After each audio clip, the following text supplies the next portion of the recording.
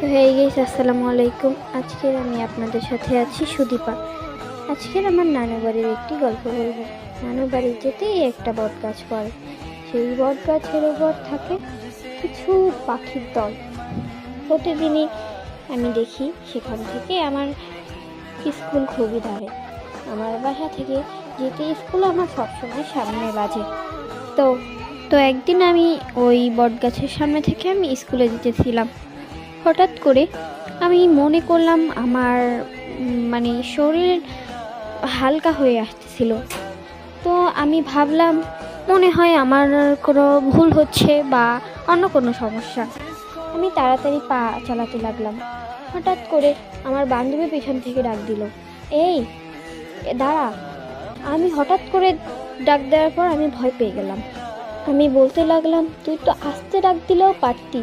আমি তো ভয় পেয়ে উঠেছিলাম, ভাবলাম কে না কে এসে গেল। আচ্ছা, তুই আমাকে একটু ডাক দিবি না? আমার বান্ধবী বলল। আমি বললাম যে হ্যাঁ, আমার আজকে একটু লেট হয়ে গেছে, তাই আমি তাড়াতাড়ি চলে আসছি। তো সেদিনের কাহিনী শেষ। আমি স্কুল থেকে চলে আসলাম। তখন থেকে কিছুই হয়নি। তারপর অনেকদিন হচ্ছে তোমার আমাদের স্কুল বন্ধ ছিল। তারপরে যখন খুললো তখন আমি যেতে নিলাম। হঠাৎ করে আমি অনুভব করলাম আমার শরীর ভার হয়ে আসতেছিল। আমি হাঁটতে পারতেছিলাম না। তখন আমার আম্মু অনেক আগে থেকেই বারণ করে দিছে যে নানু বাড়ির ওই পথ থেকে যাবি না। আর এই পথ থেকেই অনেক ধারে হয়, তো এখান থেকেই আমি সচরাচর যাই।